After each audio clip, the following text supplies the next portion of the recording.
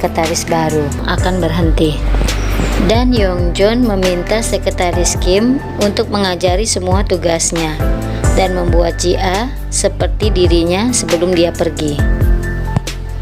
Setelah mengetahui alasan sekretaris Kim mengundurkan diri karena ingin punya waktu untuk dirinya sendiri, ingin mencari pacar dan kemudian menikah, Yongjoon menyatakan kesediaannya untuk menikahi sekretaris Kim, asalkan ia tetap bekerja untuknya.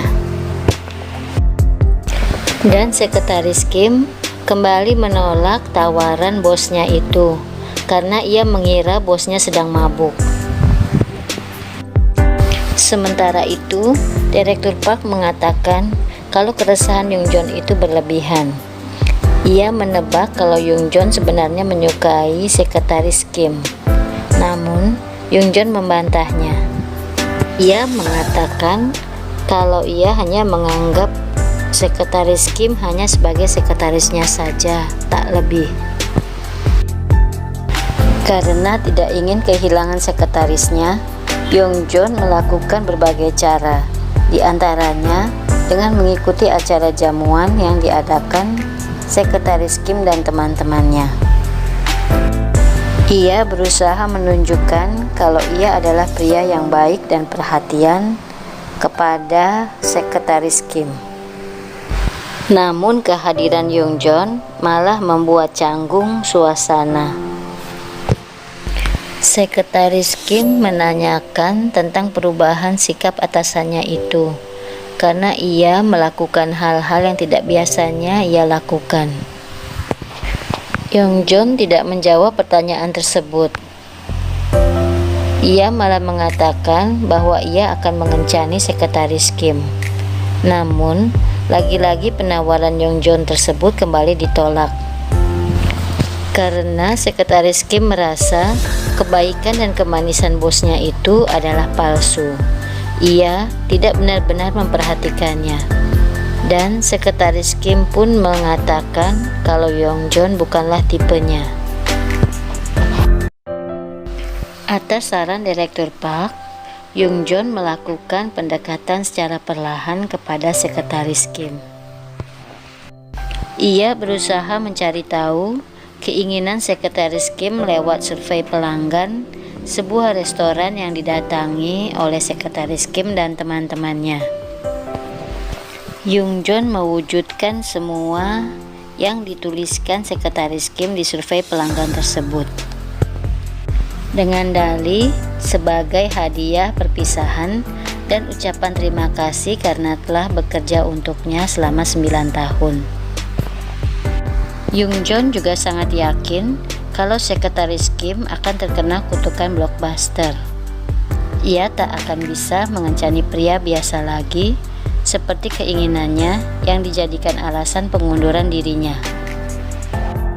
Namun tanpa disadari, perlahan-lahan Yongjoon mulai memperhatikan sekretarisnya.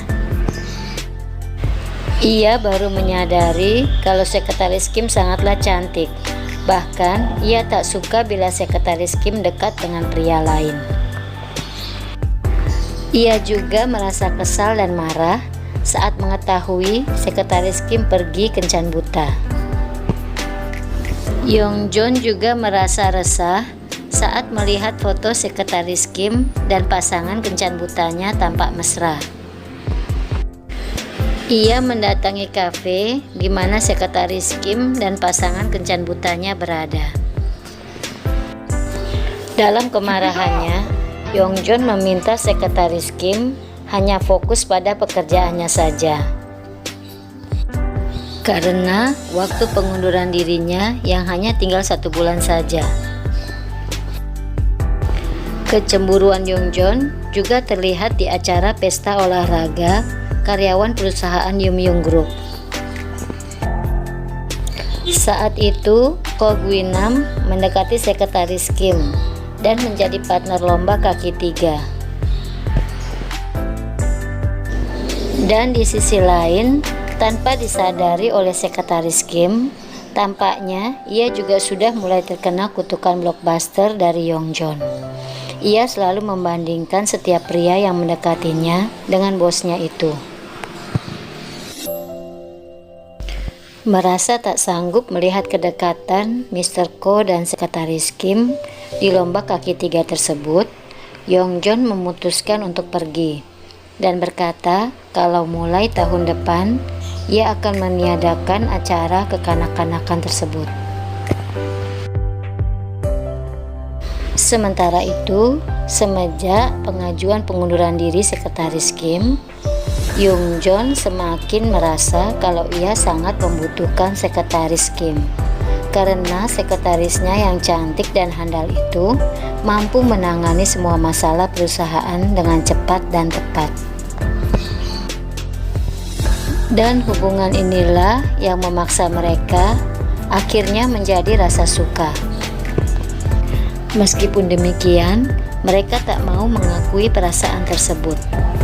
Sampai pada suatu hari, Sekretaris Kim meminta Lee Sung Yeon, seorang penulis novel terkenal, untuk mengisi acara di konser buku perpustakaan Yum Young Group, yang ternyata adalah kakak kandung dari Yongjon yang selama ini tinggal di luar negeri. Kehadiran Sung Yeon membuat Yongjon merasa tersisihkan. Apalagi setelah Sekretaris Kim mengetahui ternyata Sung Yeon adalah opa masa kecilnya, di mana ia pernah melindungi dan menghibur Sekretaris Kim kecil saat mereka diculik. Kedekatan Sekretaris Kim dengan Sung Yeon membuat Yongjon merasa resah. Ia tak ingin kehilangan Sekretaris Kim. Dan ia juga tak suka kalau Sekretaris Kim selalu bersama Sung Yeon. Karenanya, ia selalu mencari alasan untuk mengganggu mereka. Dan pada akhirnya, Yongjon menumpahkan kekesalannya dan mengatakan kalau sebenarnya Sekretaris Kim dan dirinya sama-sama tertarik. Ia juga meminta Sekretaris Kim untuk menyudahi semuanya, melupakan opa masa kecilnya, dan mulai berpacaran dan menikah dengan dirinya. Namun kembali Sekretaris Kim menolaknya. Konser buku di pergelaran pusat seni Yumsung dimulai.